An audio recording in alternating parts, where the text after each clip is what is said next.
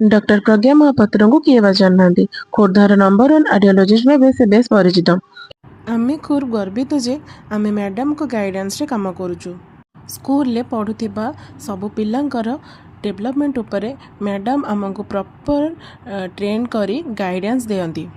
ମ୍ୟାଡ଼ାମଙ୍କ ଗାଇଡାନ୍ସରେ ଆମେ ପିଲାଙ୍କର ସମସ୍ତ ସ୍କିଲ୍କୁ ପ୍ରପରଲି କେୟାର ନେଉ ଆଣ୍ଡ ପିଲାଙ୍କ ଡେଭଲପମେଣ୍ଟ ଉପରେ ଆମେ ବିଶେଷ ଗୁରୁତ୍ୱ ଦେଉ।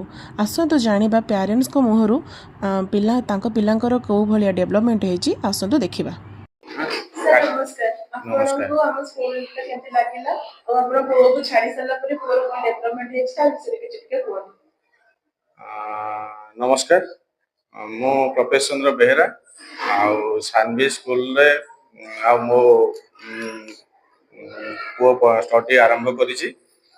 ଆଉ ବିଗତ 8-9 ମାସ ମଧ୍ୟରେ ମୁଁ ତା ଭିତରେ ବହୁତ ଜିନିଷ ପରିବର୍ତ୍ତନ ଦେଖିଛି, ଯୋଉଟାକି ତାର ସ୍ପିଚ୍ ଥେରାପିରେ କିଛି ପ୍ରୋବ୍ଲେମ ଥିଲା, ସେଇଟା ଇମ୍ପ୍ରୁଭାଇଜେସନ ହେଇଛି। ଦେନ୍ ତାର ଷ୍ଟଡିର ଯୋଉ ସନ୍ଧ୍ୟାବେଳେ ବସିକି ନିଜେ ନିଜେ ରିଡିଂ କରିବା, ସେଇଟାର ତାର ଅଭ୍ୟାସରେ ବହୁତ ପରିବର୍ତ୍ତନ ଆସିଛି। ଆଉ ଦ୍ୱିତୀୟ ଜିନିଷ ହେଲା ତାର କହିବାର ଯୋଉ ଟକିଂ ପାୱାରଟା କମ୍ ଥିଲା, ଏବେ ଇଂଲିଶ ବି ମୁଁ ଦେଖିବାରେ ବହୁତ ଜିନିଷରେ ପରିବର୍ତ୍ତନ ଆସିଯାଇଛି। ଏଠି ମୁଁ ଆଡମିସନ କଲାବେଳେ ଯୋଉ ଫ୍ୟାସିଲିଟିସ୍ ଏଠି ଥିଲା ତା ପ୍ରତି ମୁଁ ଇଣ୍ଟରେଷ୍ଟେଡ ହେଇଥିଲି। ଆଉ ଯେହେତୁ ଗୋଟେ ଯୋଉ ଫ୍ୟୁ କ୍ୱାଣ୍ଟିଟିର ଯୋଉ ପିଲାମାନେ ଏଠି ସବୁ ଷ୍ଟଡି କରୁଛନ୍ତି, ତା ଭିତରେ ଗାର୍ଡିଆନ ମାନେ ତାଙ୍କୁ ସମ୍ପୂର୍ଣ୍ଣ ଭାବେ ଫୋକସ୍ ବି ଦଉଛନ୍ତି। ଟିଚର ମାନଙ୍କର ଫୋକସ୍ ରହୁଛି, ମେନଲି ଆମର ଡାଇରେକ୍ଟର ଯିଏ ଆଉ ପ୍ରିନ୍ସିପାଲ ଯିଏ ତାଙ୍କର ବହୁତ ଫୋକସ୍ ରହୁଛି, ମୁଁ ଯୋଉଟାକୁ ଦେଖିବାକୁ ପାଇଲି। ସେଥିପାଇଁ ମୁଁ ଇଣ୍ଟରେଷ୍ଟେଡ ହେଲି ଏଠି ଆଡମିସନ କରିବା ପାଇଁ। ଆଉ ଆଡମିସନ କଲା ପରେ 5-6 ମାସ ପରେ ମୁଁ ବହୁତ ଜିନିଷ ଦେଖିବାକୁ ମିଳିଲି, ଯୋଉଟାକି ପିଲାର ଇମ୍ପ୍ରୁଭାଇଜେସନ ହେଇଛି।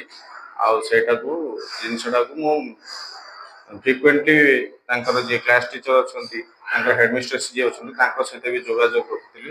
ଆଉ ମାନେ ସ୍ପେସିଆଲି ମୋ ମିସେସ୍ ବି ସେଟାକୁ ଫଲୋଅପ୍ କରୁଥିଲା ତାଙ୍କ ସହିତ, ଟିଚରଙ୍କ ସହିତ, ଯୋଉଟାକି ଭଲ ପରିବର୍ତ୍ତନ ଆସିଛି।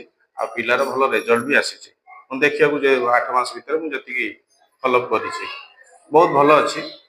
ଆଉ ଭଲ ବି ପଢା ଚାଲିଛି। ପିଲାଙ୍କ ପ୍ରତି ବହୁତ ଜିନିଷ ଫୋକସ୍ ଦିଆଯାଉଛି, ସବୁ ଜିନିଷ ପ୍ରତି, ଇଭିନ୍ ଟିଫିନ୍ ଖାଇବାଠୁ ଧରିକି ପ୍ଲେ ଗ୍ରାଉଣ୍ଡ ପର୍ଯ୍ୟନ୍ତ ସବୁ ଜିନିଷରେ ଫୋକସ୍ ଦିଆଯାଉଛି।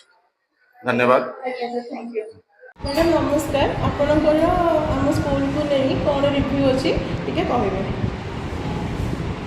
ଯେତେବେଳେ ମୋ ଝିଅ ଆସିଥିଲା ସେତେବେଳେ ସେମାନେ କାହା ସହିତ ମିଶି ପାରୁନଥିଲା କିଛି, ବାକି ଟିଚର